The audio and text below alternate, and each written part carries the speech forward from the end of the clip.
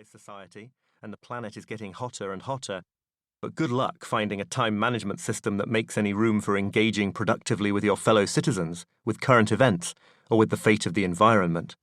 At the very least, you might have assumed there'd be a handful of productivity books that take seriously the stark facts about the shortness of life, instead of pretending that we can just ignore the subject. But you'd be wrong.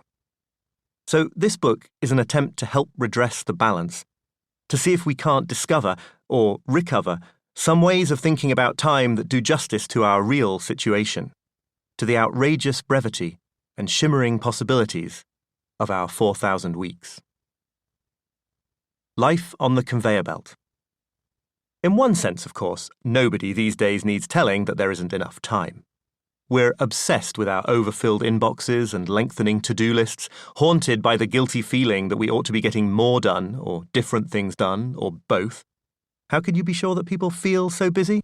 It's like the line about how to know whether someone's a vegan. Don't worry, they'll tell you.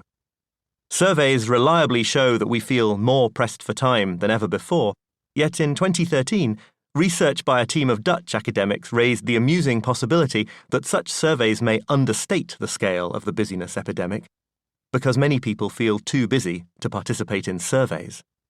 Recently, as the gig economy has grown, busyness has been rebranded as hustle, relentless work not as a burden to be endured, but as an exhilarating lifestyle choice worth boasting about on social media. In reality, though, it's the same old problem pushed to an extreme.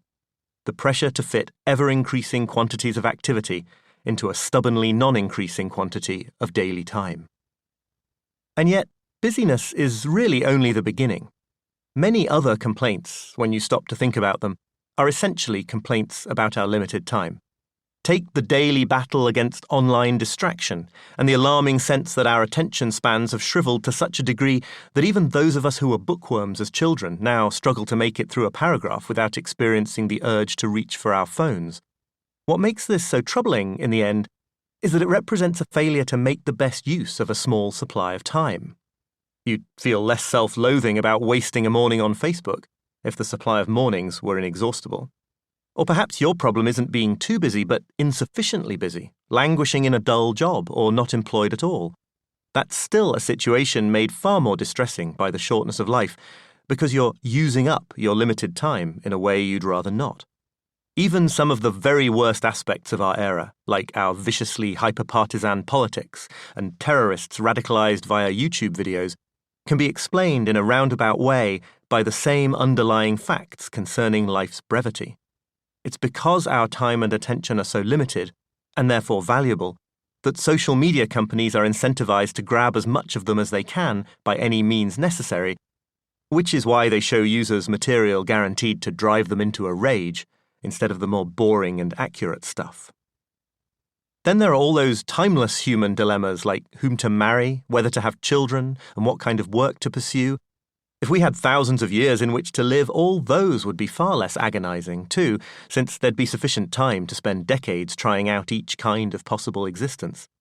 Meanwhile, no catalogue of our time-related troubles would be complete without mentioning that alarming phenomenon, familiar to anyone older than about 30, whereby time seems to speed up as you age, steadily accelerating until, to judge from the reports of people in their 70s and 80s, months begin to flash by in what feels like minutes. It's hard to imagine a crueler arrangement.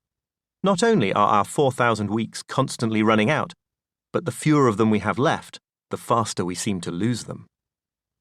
And if our relationship to our limited time has always been a difficult one, recent events have brought matters to a head. In 2020, in lockdown during the coronavirus pandemic, with our normal routines suspended, many people reported feeling that time was disintegrating completely, giving rise to the disorienting impression that their days were somehow simultaneously racing by and dragging on interminably. Time divided us, even more than it had before. For those with jobs and small children at home, there wasn't enough of it. For those furloughed or unemployed, there was too much.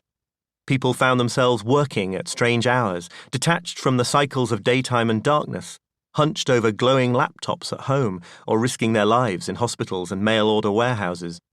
And it felt as though the future had been put on hold, leaving many of us stuck, in the words of one psychiatrist, in a new kind of everlasting present.